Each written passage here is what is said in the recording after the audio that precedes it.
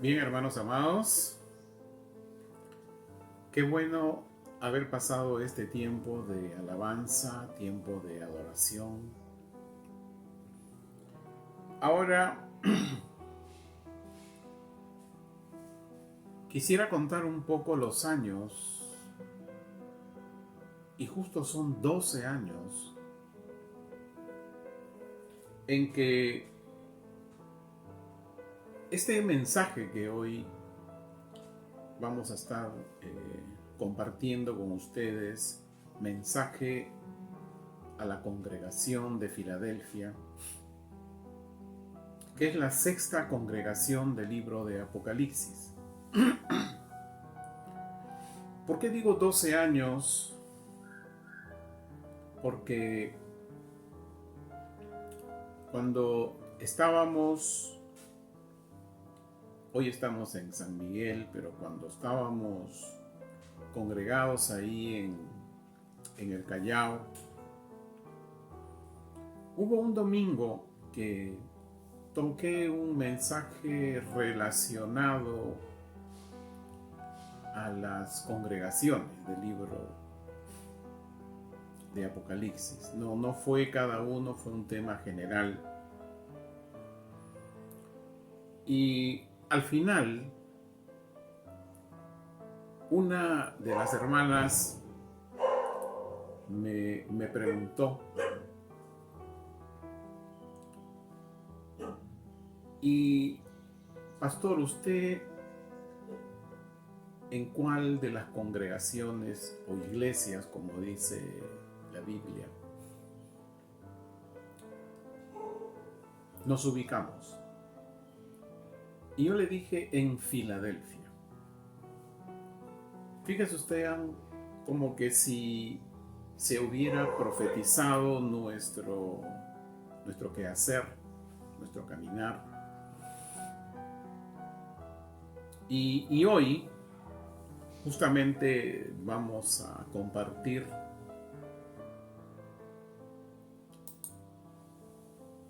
el mensaje a la congregación de Filadelfia. Es la sexta congregación, ya estamos culminando. No quiere decir que culminamos el libro de Apocalipsis, porque seguimos. Y vamos entonces a la Biblia. Vamos al libro de Apocalipsis y busquemos el capítulo 3, versículo del 7 a partir del 7. Tenga su lapicera a la mano, su cuadernillo para tomar notas, porque el mensaje de hoy no solo va a ser un mensaje de lo que implica hoy o implicó en ese momento en que el apóstol Juan enviaba este mensaje a Filadelfia, sino lo que hoy significa para la Iglesia Apostólica de Restauración. Apocalipsis 3, del 7 en adelante. Dice: escribe al mensajero de la congregación que está en Filadelfia. Ya hemos dicho que congregación, para los hermanos del YouTube o del Facebook que dicen, pero la Biblia dice iglesia, usted dice congregación. Hemos explicado ya que cuando el apóstol Juan escribió el libro de Apocalipsis, en ese momento todavía no existía el término iglesia. Eso es a partir de Constantino en adelante. Estamos hablando del año 316-17, en que recién aparece el término iglesia y el término creyentes. Disculpe, cristiano. Hasta este momento el término era creyentes. Y dice, esto dice el santo, el verdadero, el que tiene, escuche bien, la llave de David. Hoy vamos a hablar de esto. El que abre y nadie cierra, y cierra y nadie abre. Mire usted este versículo que viene. Yo conozco tus obras. Y le da un premio. Quiere decir que las obras que estaba realizando eran de fe. Es decir, ellos sabían el maná escondido. Para mis hermanos que todavía no se familiarizan con este término, les animo a ver aquí en esta misma página el mensaje a la congregación de Pérgamo. Ahí hablamos mucho sobre el maná escondido, que tiene que ver con la palabra revelada para hoy, para este momento.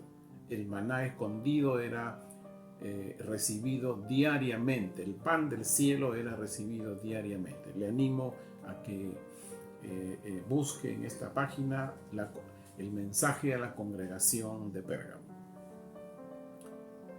La congregación de Filadelfia, el Señor Jesucristo estaba diciéndole, yo conozco tus obras, es decir, recibías el maná escondido y lo hacías sobra.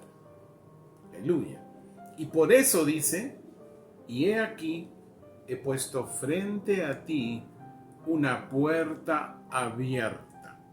El mismo Señor Jesucristo abría una puerta, dice, la cual nadie puede cerrar. Aleluya. Ni los hechiceros, ni los brujos, ni los malos pensamientos. Aleluya. Dice, porque tienes poca fuerza. Aleluya. Pero has guardado mi palabra, el maná escondido, y lo sigues guardando. Y no has renunciado a mi nombre. He aquí, o sea, después iba a suceder esto. He aquí que yo entregaré. ¿A quién dice? He aquí dice, yo entregaré a los de la sinagoga de Satanás, a los que se dicen ser judíos, pero no lo son, sino que mienten. He aquí que yo les haré así, que lleguen y se postren a tus pies y sepan que yo te he amado. Puesto que has guardado la palabra de mi perseverancia, es decir, los manás escondidos continuamente, los guardaba, y guardar significa hacerlo. Yo también, dice, te guardaré durante el tiempo de la prueba que está preparada para venir sobre todo lo habitado, para probar a los que moran sobre la tierra.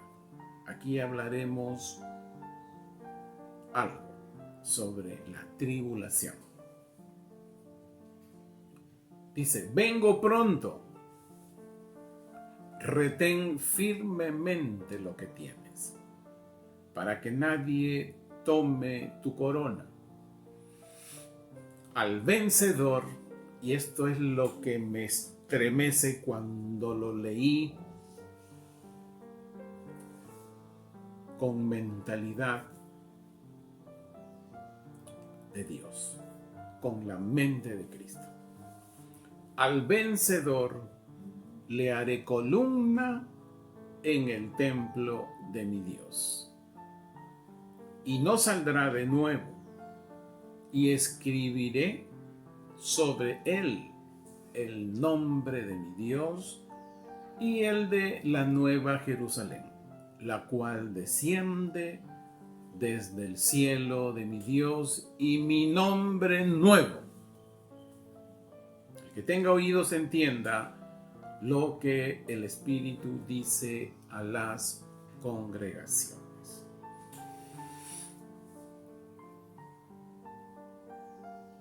He tenido que leer varias veces este pasaje de el mensaje a la congregación de Filadelfia. Y he llegado a esta conclusión, que usted lo puede también leer. La congregación de Filadelfia fue la única de las 7 congregaciones en que el Señor Jesucristo no le dio ninguna exhortación, ninguna advertencia.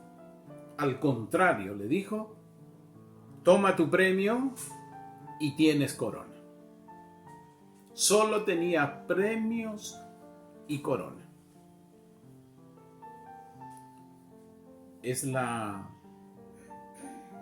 el modelo de congregación que todo pastor desea aspirar.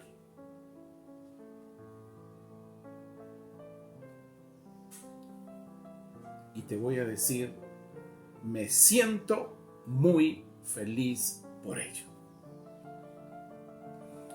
Porque la congregación de Filadelfia eran los menores dentro de las 7 congregaciones.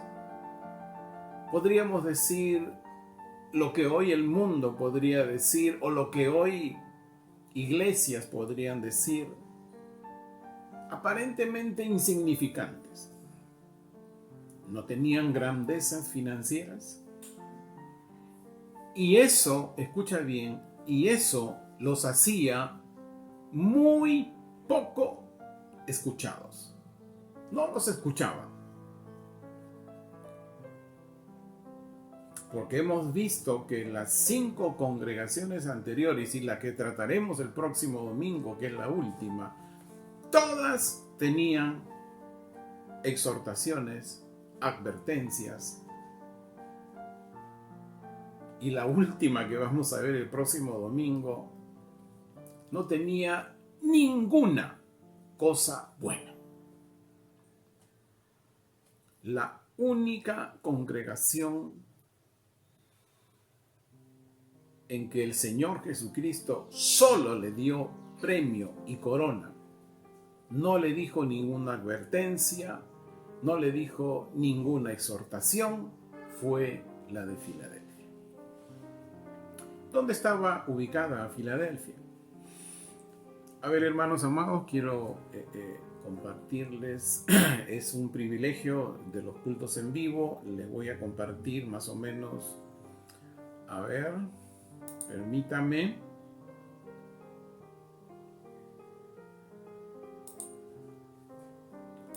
Ya un diagrama que les he compartido anteriormente. Ahí está.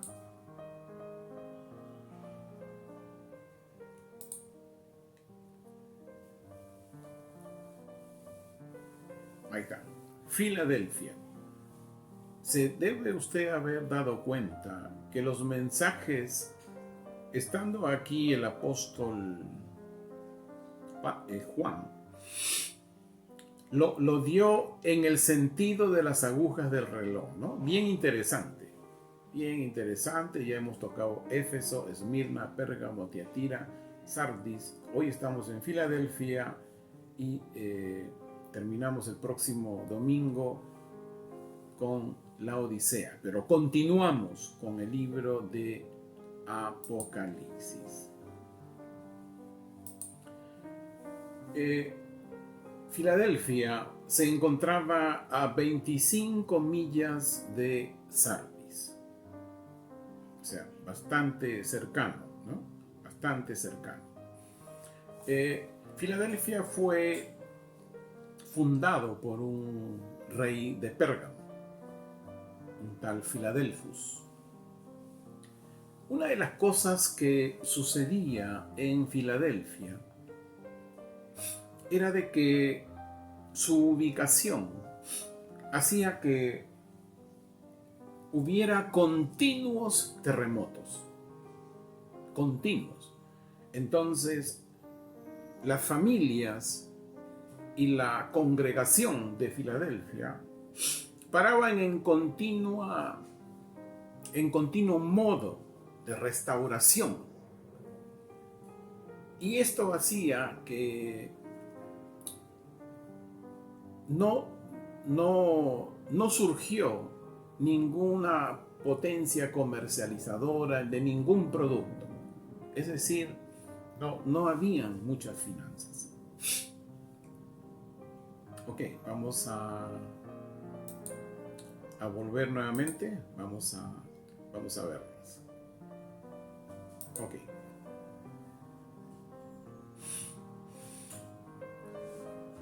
La congregación de Filadelfia era todo lo opuesto a Sardis. Todo lo opuesto a Sardis.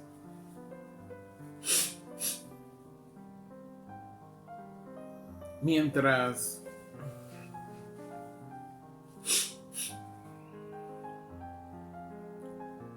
que Sardis, la congregación de Sardis, tenía tenía obras, pero que no eran perfectas delante de Dios.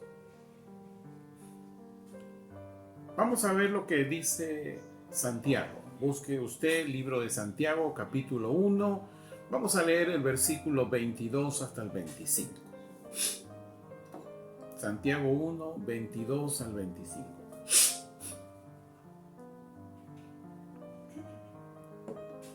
Dice, pero sean de los que ponen por obra la palabra y no solo oidores. Es decir, el maná escondido. Una cosa es el maná escondido, una cosa es la palabra revelada y otra cosa es el escrito está. Que es bueno. Pero de lo que está hablando aquí Santiago, o Jacob, como se dice en hebreo, está hablando del maná escondido, de la palabra revelada diaria del momento, que viene, es el pan del cielo, que Jesucristo es esa palabra. Dice, no se engañen a sí mismos,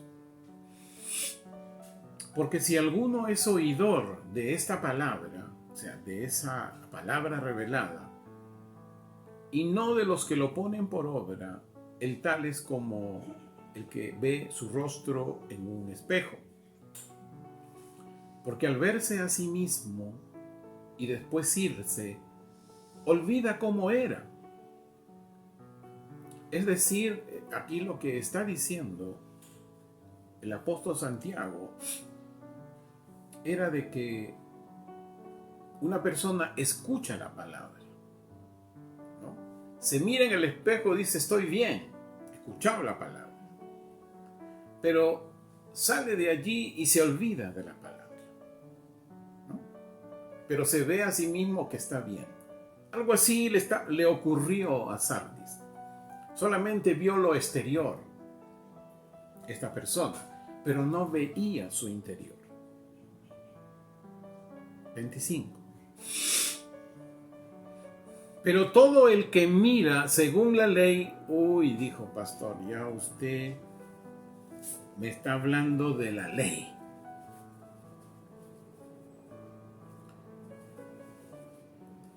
Pero miren de qué ley. Para mis hermanos ahí del YouTube, del Facebook. Hay que leerlo bien que dice. Pero todo el que mira según la ley perfecta de la libertad y persiste en ella, no es un oidor olvidadizo. ¿A qué se refiere la ley perfecta de la libertad? Se lo voy a dar con este ejemplo. Nosotros como Iglesia Apostólica de Restauración celebramos el año pasado la fiesta de los tabernáculos, ¿se acuerda? Ok. La ley perfecta de la libertad nos permitió entender qué es realmente la fiesta de los tabernáculos. Pero el judaísmo no es así. Y lamentablemente pueden existir hermanos y hermanas que con muy buena intención, pero erróneamente dirigido por sus líderes, les hacen decir, haga usted esto, no haga usted lo otro, y se ciñen a lo que el Antiguo Testamento decía por palabra, que para festejar la fiesta de los tabernáculos tenían: levante usted su tienda, coja, eran 3 tipos de arbustos que tenían que recoger, camine de tal lugar a tal lugar, no haga esto, esto sí haga. Y entonces esa ley debe incomodar, porque no trae libertad, es mucha carga. Cuando la ley no se entiende, no produce libertad. Pero cuando la ley perfecta se entiende, produce libertad. Y nosotros entendimos que la fiesta de los tabernáculos, que el tabernáculo era Jesucristo. Ahí en Juan 7, ¿se acuerdan? Y todo el que tenga sed y cree en mí, de su interior correrán ríos de agua de vida. Le animo a usted, amado hermano del YouTube, del Facebook, busque ahí en nuestras listas del Ministerio Apostólico de Restauración Voz por Israel, cómo es que compartimos el mensaje de la fiesta de los tabernáculos, que no tiene que ver nada con exterior, con cargas, simplemente entender quién era el tabernáculo. Y le animo a que lo lea. Sino uno que en verdad la pone por obra, y este será dichoso en lo que haga. Y hemos dicho que la palabra dichoso es afortunado, es alguien bienaventurado. La congregación de Filadelfia no era influencer. Hoy está muy de moda los influencers. Recuerdo mucho, esto fue casi a finales de año, por ahí escuché cómo ser influencer, siga estos pasos, estos tienes que hacer. Influencer, está muy de moda ser influencer en las diversas páginas sociales, apps sociales, ¿no? Y si tienes tal cantidad de seguidores, eres influencer. Y al parecer, ¿qué relación habría allí? La congregación de Filadelfia no era influencer. Es decir, no era escuchada. Pero eran fieles que caminaban en la verdad. Tenían obras de fe. Obras cuando recibían el maná escondido. Y por eso el Señor Jesucristo, el que abre y cierra puertas, el que cierra y abre puertas, le dijo: pongo delante de ti una puerta abierta. Aleluya.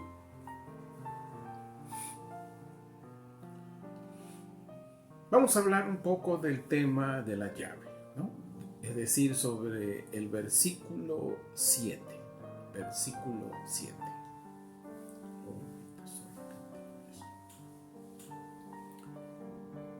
Esto dice el santo, el verdadero, el que tiene la llave de David, el que abre y nadie cierra, y cierra y nadie abre.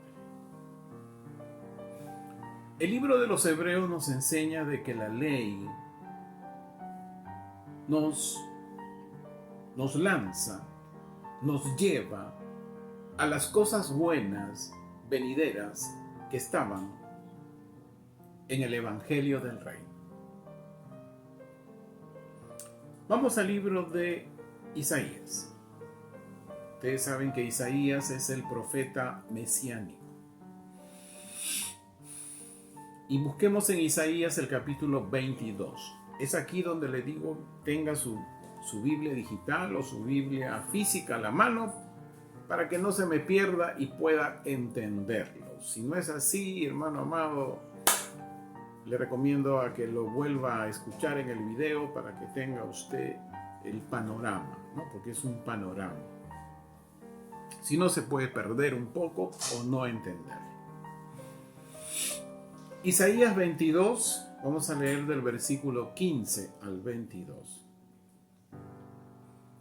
Así dice Yahweh, Dios de los ejércitos: ve al sirviente ese Asec, el mayordomo, y dile.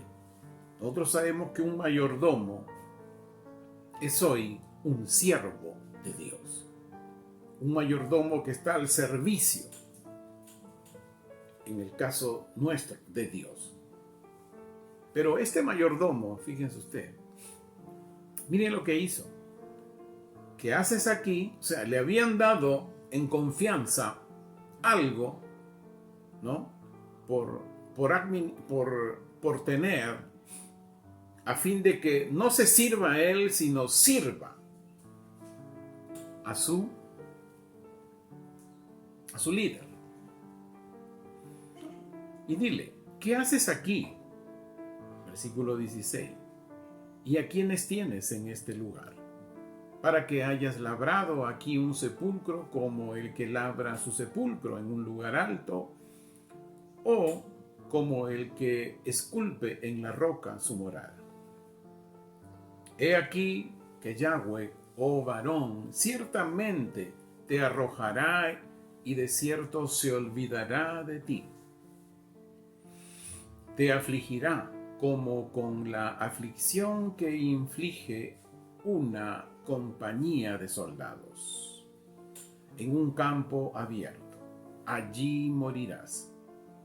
Y tus espléndidos carros, o sea, todo lo que habías acumulado, toda la grandeza, el hecho de no haber sido un buen siervo, un buen mayordomo,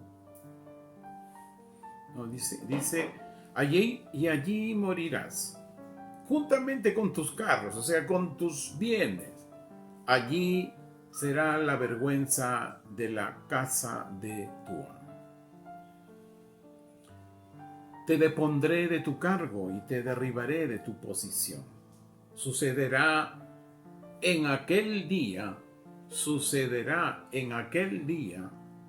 declara Yahweh, que llamaré a mi siervo Eliaquim. Eliaquim en el hebreo significa Dios levantará.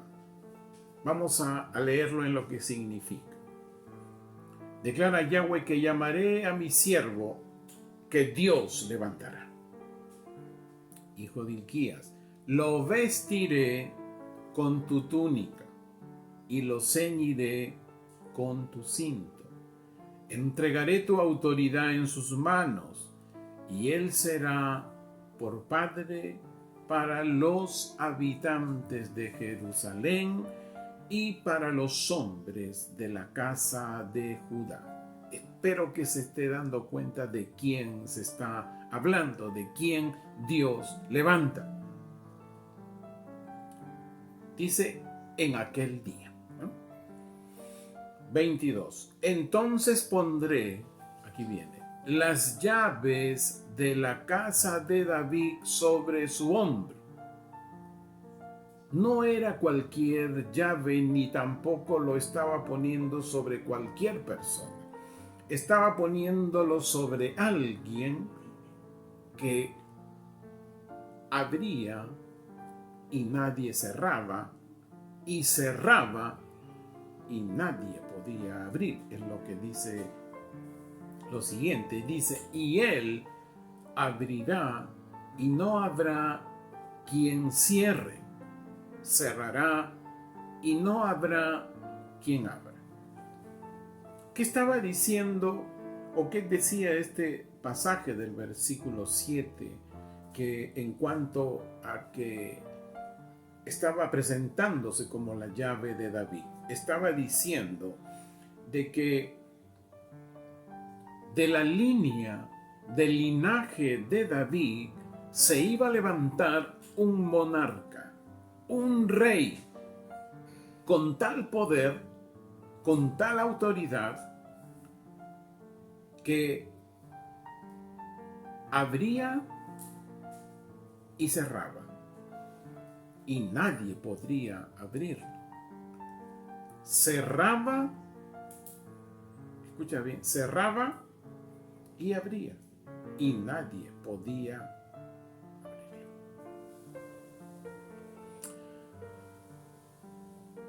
Cuando continuamos con los 3 versículos siguientes de Isaías 22, miren lo que dice.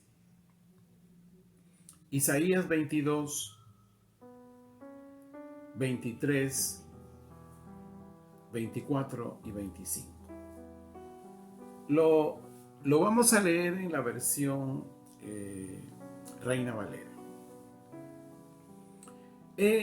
Hincárelo como clavo en lugar firme, y será por asiento de honra a la casa de su padre. Ya usted sabe de quién se está hablando. Y colgarán de él toda la honra de la casa de su padre. Los hijos y los nietos, y miren lo que viene, todos los vasos menores. ¿Sabe de quién están hablando aquí? De Filadelfia. Filadelfia era una congregación menor. Pero aquí este mensaje mesiánico estaba diciendo que los vasos menores también son personas, son congregaciones honrosas delante de Dios. Versículo 25. En aquel día, vamos al versículo 25. Versículo 25. El que tiene la llave, en aquel día, dice Yahweh de los ejércitos, el clavo hincado en lugar firme será quitado, y será quebrado y caerá, y la carga que sobre él se puso se echará a perder, porque Yahweh habló. Y usted dirá, ¿qué pasó con el clavo en lugar firme? Hermano amado, el que tiene la llave de David abre también a los menores, a los vasos menores sin importancia, como en nuestro cartel, en la imagen de la Iglesia Apostólica Restauración, ponemos allí un poco hacia abajo que estamos llamando a los odres nuevos para el vino nuevo. Y son los menores, que aparentemente pueden ser sin importancia, pero son los que entienden el mensaje de la cruz eficazmente. Vamos a Colosenses capítulo 2, versículo del 14 al 15. Colosenses 2, del 14 al 15. Y mediante sus mandamientos canceló el documento de nuestras deudas, el cual nos era adverso, quitándolo de en medio y clavándolo en la cruz. Y habiéndose despojado de su cuerpo, exhibió a los principados y a los poderes, humillándolos públicamente en su persona.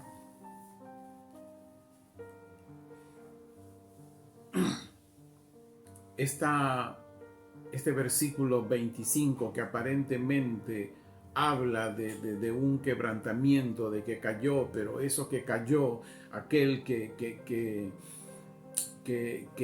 iba, como habla el 25, que era un instrumento de honra para el Dios Todopoderoso, pero que cayó fue justamente por Colosenses 2, 14, 15, porque él canceló todo el documento de deudas espirituales que había sobre las personas y también sobre los vasos menores.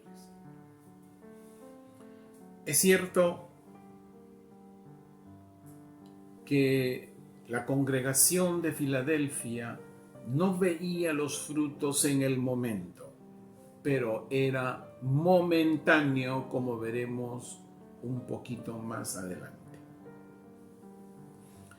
En el versículo 8 se habla de algo: la puerta. Y aquí quiero que preste toda su atención, que en este momento no le perturbe nada ni nadie. Dígale, si tienes al lado a alguien, por favor, déjame, que quiero escuchar esta parte con mucha atención. Versículo 8.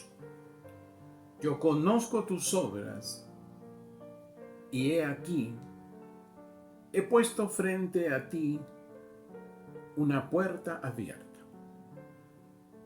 la cual nadie puede cerrar. Porque tienes poca fuerza, pero has guardado mi palabra y no has renunciado a mi nombre.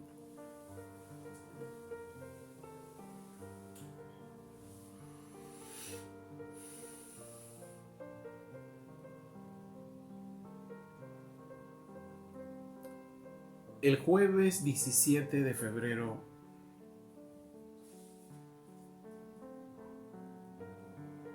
a la madrugada ya, tuve un sueño. Mire, jueves 17 de febrero, y recién lo comparto hoy porque todo tiene su momento. Y no sabía por qué recién hoy es el momento, pero ahora lo sé. El jueves 17 de febrero tuve un sueño, serían 4 de la mañana, y en ese sueño estaba yo y de pronto, hermano amado, escucho el toque a una puerta y me desperté. Y en el momento que me desperté, sentí a mi alrededor una presencia que no había sentido antes. Pero no era una presencia que me causaba miedo. Era una presencia que me impresionaba así. Y salí de mi cuarto y seguía la presencia. Todo, indudablemente, 3:30, 4 de la mañana, todo estaba oscuro. y percibía esa presencia. Entré un momento al baño, después salí, volví a mi cuarto, estaba mi esposa durmiendo. Y esa presencia fue más intensa. Y me senté.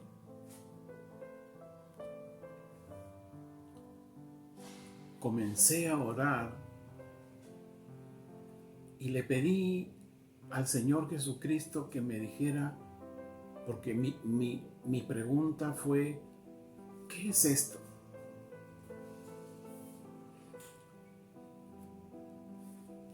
Y lo entendí. Vamos a leer, busque usted el libro de Juan, el capítulo 10, déjenme tomar agua, porque aún me conmueve eso.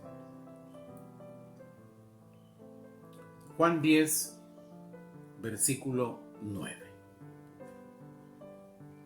Dice, yo soy la puerta.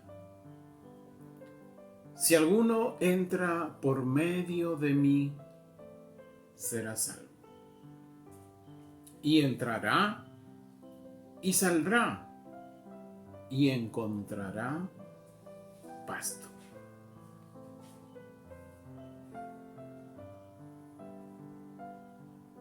No solamente entendí ese toque de puerta,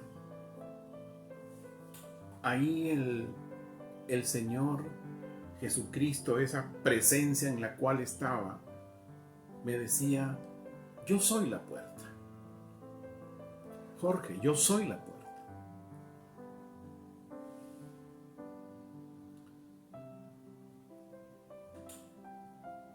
De que había entrado a un ámbito, Él me estaba haciendo en ese sueño, en ese momento, en ese instante, hacer entender lo que en mí había ocurrido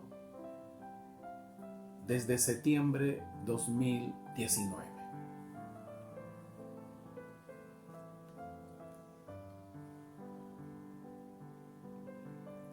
Me estaba haciendo entender que en ese momento había ingresado a su presencia. Un anhelo tan grande en mi vida, en toda mi vida cristiana, en toda mi vida como creyente. Un anhelo que se cumplió en septiembre 2019. Y usted es testigo de que lo primero de las cosas que hablé fue del amor a Israel y de orar por Jerusalén.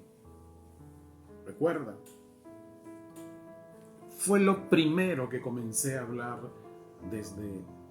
fue mi primer mensaje después de mis experiencias en casi todo ese año.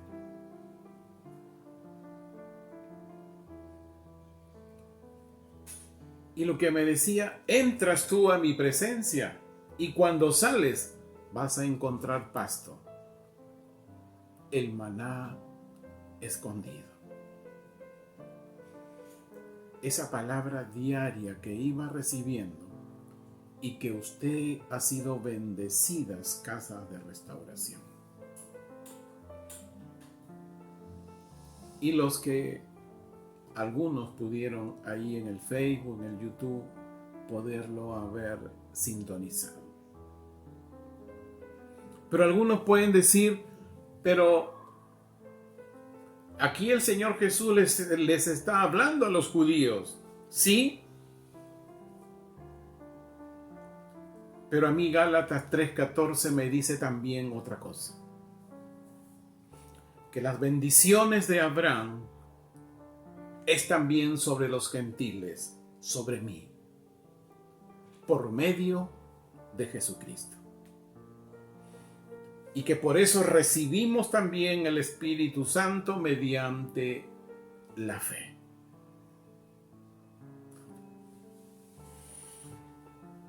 Hermano amado, quiero decirles a la Iglesia Apostólica de Restauración, tenemos una puerta abierta. Tenemos una puerta abierta que nadie la va a poder cerrar. Ni malos pensamientos, ni hechiceros, ni brujos, nadie creado, ni en los cielos ni en la tierra. Porque el que tiene la llave, él ha abierto y nadie podrá cerrarla. Aleluya. Aleluya. Entonces, eso implica, hermano amado, ¿qué responsabilidad tiene usted? De ser luz y sobre todo la responsabilidad que asumimos de lo que ahora se va a venir. Porque hemos dicho que un poquito más atrás, ¿no? Que la congregación de Filadelfia no veía frutos en el momento, pero eso era momentáneo. Y ahí es donde vamos. Al versículo 9. ¿Cuál es la identidad? ¿Cuál fue la identidad que le caracterizaba a la congregación de Filadelfia? Tal vez en ese momento no tuvo la fuerza, su falta de frutos fue momentáneo, pero en estos días postreros habrá mucho fruto. ¿Qué dice el versículo 9? Ahí vamos. Un versículo que a veces ha sido tocado de una manera, diríamos, muy personal. Y a veces hasta muy, ¿cómo podría decirle el término? Como que, tengo el poder y eso va a ocurrir, una cosa así. Pero no es así. Vamos a ver. Versículo 9. ¿Qué dice el versículo 9? He aquí, yo entregaré a los de la sinagoga de Satanás, a los que se dicen ser judíos pero no lo son, sino que mienten. He aquí que yo les haré así, que lleguen y se postren a tus pies y sepan que yo te he amado. De aquí, de este versículo, se han sacado predicaciones, mensajes de intereses personales, ¿no? No tiene que ver nada con lo que verdaderamente está diciéndose aquí en este pasaje. ¿No? Que vas a llegar, te fuiste un día de la congregación y vendrás a mis pies y te postrarás y sabrás que Jesús me ha amado, ¿no? Una cosa así, los mensajes. Pero no es así. No es así. En Esmirna, ¿no? Especialmente en Apocalipsis 2:9, se le decía: yo conozco tus obras, tu aflicción y tu pobreza, aunque eres rico, también la blasfemia de los que se dicen ser judíos, pero no lo son, sino que son sinagoga de Satanás. ¿Qué es esto? ¿Qué es esto? En ese tiempo de las congregaciones del libro de Apocalipsis, Esmirna y así como las otras, los judíos mesiánicos, los verdaderos judíos mesiánicos, tenían mucha fama, tenían, ¿cómo era, dice, posible que ellos amen a un Dios invisible y reciban bendiciones y tengan cosas que no tenía en ese momento?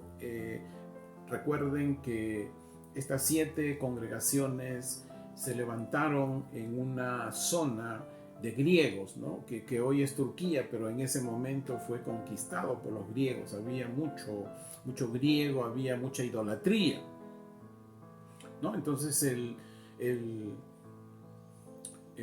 celo de estos griegos, ¿no? Era cómo es posible que ellos, nosotros teniendo tanta idolatría, y ellos tienen un Dios invisible y reciben bendiciones y recompensas, ¿no?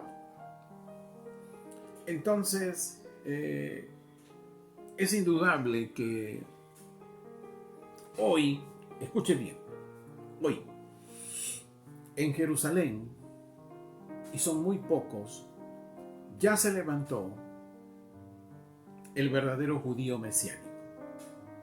Y están llegando de a poquitos. Usted sabe que Israel, ¿no? Israel, su religión es el judaísmo. Con tantas cargas, no hagas lo otro, haz esto, y una serie que ya hemos hablado. Pero es aquí también donde tengo que decir algo.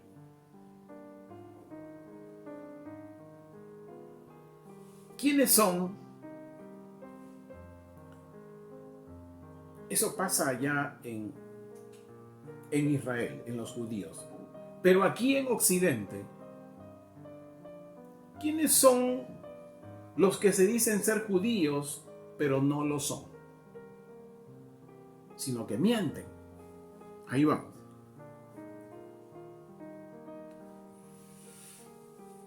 El gentil, los que se dicen ser judíos espirituales, pero no lo son. ¿Recuerda usted cuando el apóstol Pablo allí en Romanos, en el capítulo 10 y 11, él estaba hablando sobre el árbol del olivo? Estaba hablando sobre la Israel espiritual. Y él decía que habían ramas naturales, es decir, los judíos que no solamente habían nacido en Israel, sino que también eran judíos que habían aceptado a Yeshua como su Mesías, a Jesús como Mesías. Es lo que hoy conocemos como los verdaderos judíos mesiánicos. Pero también hablaba de la rama silvestre. ¿Quiénes son las ramas silvestres? Los gentiles.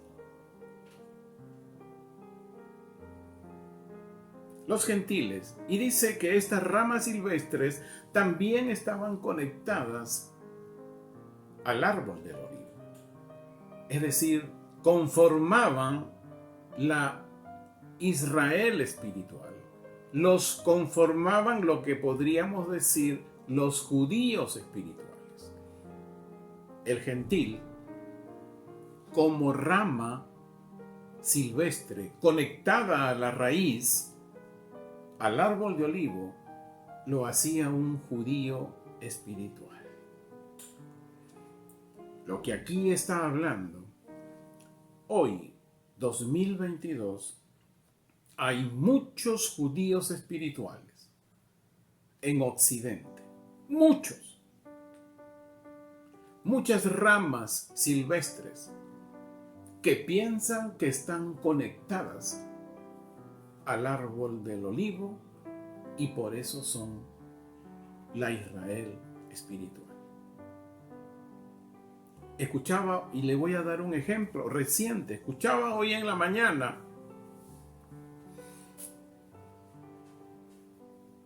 sale, no voy a decir el nombre, un pastor, y después de haber hablado algo muy breve, dice ahora, bueno, ahora voy a hacer una oración por ti para que recibas a Jesús en tu corazón. Hace la oración y él al final dice, desde ahora ya eres un hijo de Dios. Es decir, lo metió como rama silvestre a la Israel espiritual. Y lo hizo judío espiritual. Pero no lo son. Porque Juan nos enseña que todo el que cree en el nombre de Jesús y lo acepta, tiene el derecho de llegar a ser un hijo de Dios. Es un proceso y no quiero ampliarme mucho en este tema. Es como el proceso de una mamá que está en gestación. ¿Cuándo es hijo? El día que nace. Eso es de lo que está hablando Juan. Puede llegar, aceptó a Jesús,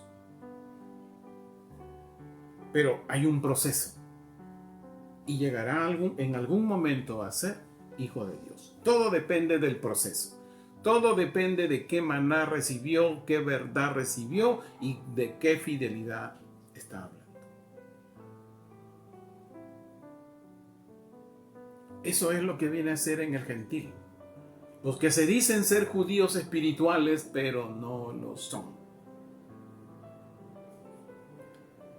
Y ahí nomás lo dejo. ¿Cuál era otro de los premios de la congregación de Filadelfia?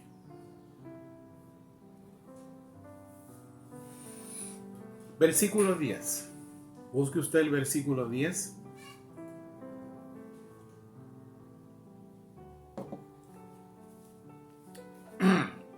Por eso le dije, tenga su Biblia a la mano para que lo pueda entender, comprender, porque si no se le va a hacer una mezcla de versículos y al final no sé si va usted a poder entender. Por eso es muy importante su Biblia física o digital.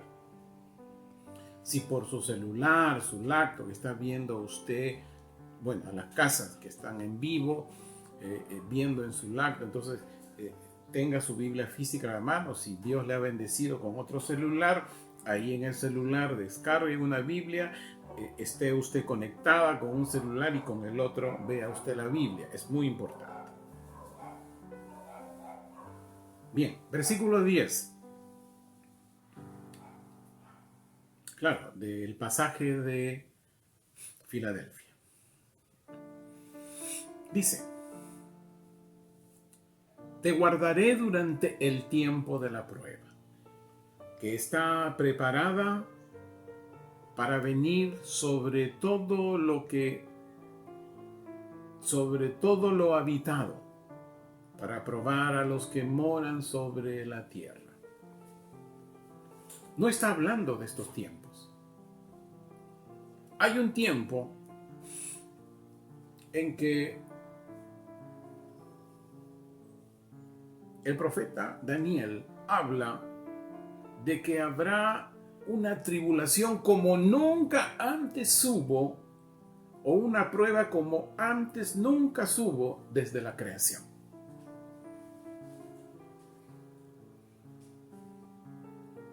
A ese tiempo de prueba se refiere que el Señor Jesucristo guardará a la congregación de Filadelfia. Guardar significa protección, significa darles cobertura. ¿De qué? De la tribulación, que todavía está por venir muy poquitos años, muy poquitos.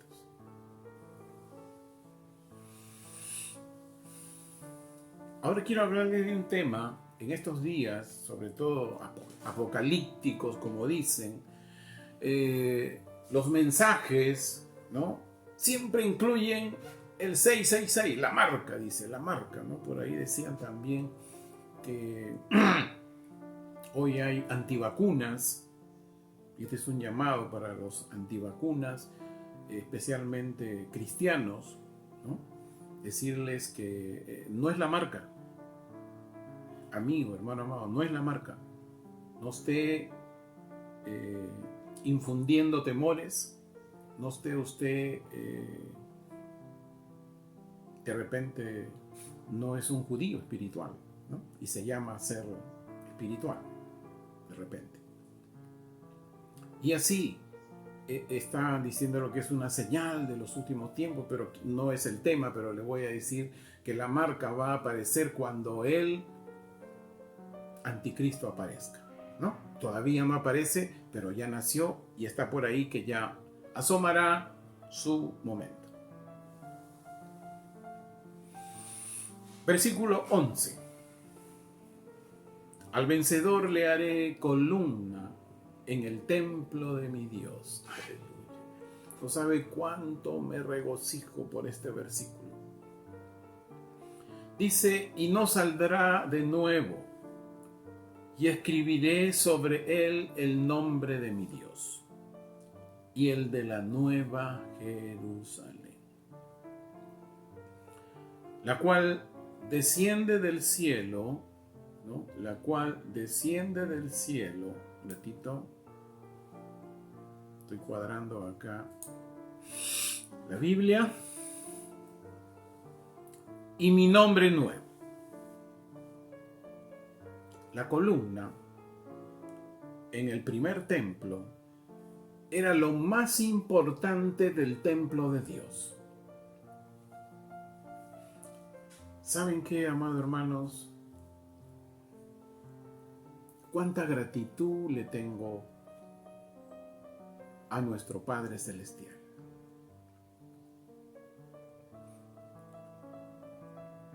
Porque no solamente habla de lo que ya hemos hablado, líneas arriba, mensaje un poquito más arriba, sino que también está hablando de algo que también hemos venido compartiendo con usted, recuerdo, con mucha fuerza desde el 2013. El altar de adoración. Y es que entendimos 1 Corintios 3:16. ¿Qué dice 1 Corintios 3:16? ¿Acaso no sabéis que sois templo del Espíritu Santo, templo de Dios? ¿Qué dice el versículo 11? Que a los que no tienen ninguna advertencia, a los que no tienen ninguna exhortación, solo tienen premios y coronas, son los vasos menores, son los que aparentemente pueden ser insignificantes para un mundo, ¿no?, de influencers. Son los menos escuchados. A esos, Dios les reveló qué es el templo de Dios, qué es el altar. Y a esos, dice, los va a hacer columnas en el templo de Dios. Es decir, los más importantes delante de Él. Porque, como dice en el pasaje de Filadelfia, de la congregación de Filadelfia, que perseveraron en la palabra. Por más que tú escuchabas y tú te sabías sabíamos que nosotros somos el templo, pero escuchábamos mensajes que el púlpito es el templo, que el ministerio de alabanza, de adoración instrumental, ese era el templo, y la gente iba hacia adelante como que el templo estuviera allí, como que el altar estuviera allí. El altar somos nosotros. El templo de Dios somos nosotros.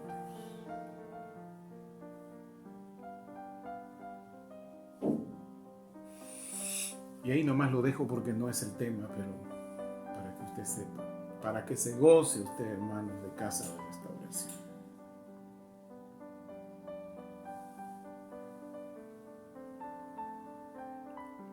El nombre de mi Dios. Apocalipsis 22, 3 y 4. Dice 22, 3 y 4. Y ningún fruto volverá a caer. Y el trono de Dios y del Cordero estará en ella, y sus siervos le servirán. Y mire, y estos siervos, ¿quiénes son? Y ellos verán su rostro, y el nombre de él estará en sus frentes. Aleluya. Gózate, hermano amado, gózate. Pero vamos a Ezequiel. Ezequiel, hermano. Y ya con esto termino. Esto es algo para que usted se goce y lo comparta. Y lo que está sucediendo y sucederá todavía con más intensidad en estos breves años. Ezequiel 9, del 1 al 6. Y lo digo despacio para que usted tome nota, lo busque en su Biblia y lo tenga al frente. Si no, se me va a perder. Dice, entonces gritó a mis oídos en voz alta, diciendo, acérquense vengadores de la ciudad, cada uno con sus instrumentos de venganza en sus manos. Y vi a 6 varones que venían por el camino de la puerta superior, que mira hacia el norte, cada uno con sus instrumentos de venganza en su mano. Y había entre ellos un varón vestido de lino fino blanco, con cinto de zafiro. No es Yeshua, no es Jesús, es un ángel, en sus lomos. Y vinieron y se colocaron a un lado del altar de bronce. Entonces la gloria del Dios de Israel ascendió del querubín, era un querubín, que estaba en la esquina de la casa, y llamó al varón que estaba vestido de lino fino blanco, con el cinto de zafiro en sus lomos. Y Yahweh le dijo, escuchen bien, pasa por en medio de la ciudad, por en medio de Jerusalén, y pon una señal en la frente de los hombres que gimen y sufren tormentos a causa de las inmundicias y las maldades que se hacen en medio de ella. Hermano, aquí en familia, casi todo el año 20 y 21, pero este año lo estamos haciendo con más fervor.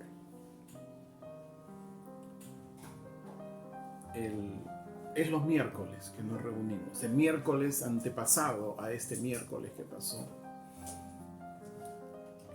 Oramos por las familias, por todas aquellas cosas que venían padeciendo,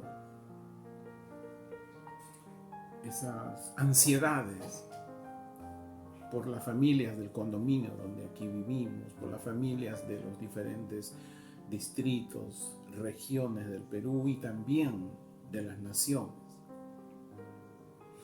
este domingo, este miércoles pasado que termina hoy, oramos por la familia cristiana, a fin de que la maldad que se está asomando a este mundo no les enfríe en su amor a Dios. Que no les enfríe, que perseveren. Y oramos que ese perseverar para realmente sean salvos, tenía que ver que ese perseverar, que alguien les pueda decir el maná escondido, la palabra revelada que verdaderamente necesitan para ser salvos. Que no estén escuchando escritura, que no los estén poniendo en tantas actividades, en tantas cosas, sino buscar arrepentimiento, prepararlos para estos momentos. Yo les animo, Casa de Restauración, que hagan lo mismo. Orar por las familias de hoy. Versículo 5. Mire. Además dijo, en mi presencia a los que lo acompañaban: pasen detrás de mí por en medio de la ciudad y destruyan, mire, destruyan, Dios mandando, el juicio de Dios, y destruyan sin que tenga piedad. ¡Wow! Su ojo y sin mostrar compasión. ¡Wow! Sí, es Dios el que está mandando. Versículo 6. Maten a espada a los viejos, a los jóvenes, a las doncellas, a los niños, a las mujeres, pero no toquen a nadie que tenga la señal. Y esto fue lo que me impresionó más. Empiecen por mi santuario. Empezaron pues, dice, con los ancianos que estaban frente a la casa. Santuario ya se refiere a qué se habla, las diferentes iglesias de hoy en el mundo. ¿Qué nombre tienes puesto en tu frente? ¿Qué nombre tienes puesto en tu frente?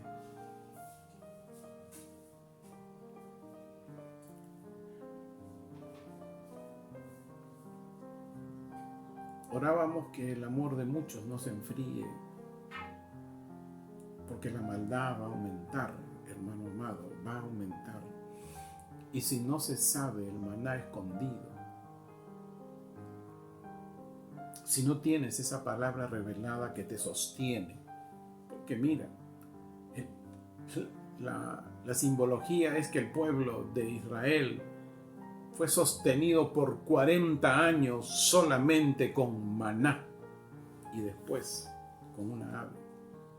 No comían otra cosa, solo lo que venía del cielo. Eso los sostuvo.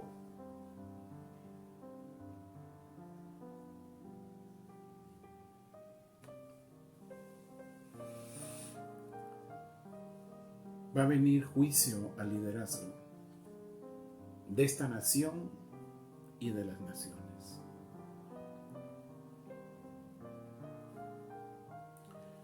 Y ya no quiero seguir hablando más. Solamente seguir orando que el amor de muchos no se les enfríe. Bueno, que Dios tenga misericordia de las familias y de muchos. Sandrita, con ustedes, hermanos del YouTube, del Facebook, muchas bendiciones. Mi anhelo que redescubran el maná escondido.